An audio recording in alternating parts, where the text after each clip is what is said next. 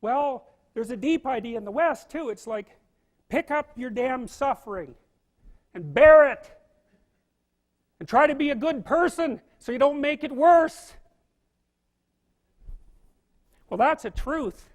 You know, I read a lot about the terrible things that people have done to each other. You just cannot even imagine it.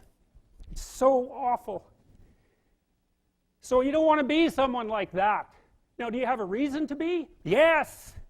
You have lots of reasons to be. God, there's reasons to be resentful about your existence. Everyone you know is going to die.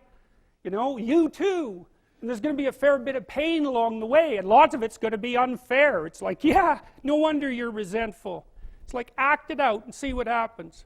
You make everything you're complaining about infinitely worse. There's this idea that hell is a bottomless pit, and that's because no matter how bad it is, some stupid son of a bitch like you could figure out a way to make it a lot worse. So you think, well, what do you do about that? Well, you accept it. That's what life is like. It's suffering. That's what the religious people have always said. Life is suffering. Yes. Well, who wants to admit that? Well, just think about it. Well, so what do you do in the face of that suffering? Try to reduce it.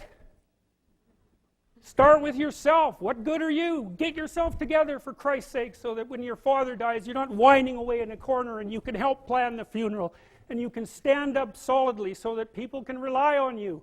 That's better. Don't be a damn victim. Of course you're a victim.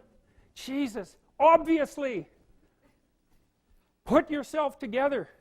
And then maybe if you put yourself together, you know how to do that. You know what's wrong with you, if you'll admit it. You know there's a few things you could like polish up a little bit that you might even be able to manage in your insufficient present condition. And so you might shine yourself up a little bit, and then your eyes will be a little more open, then you can shine yourself up a little bit more, and then maybe you could bring your family together instead of having them be the hateful, spiteful, neurotic, infighting batch that you're like doomed to spend Christmas with.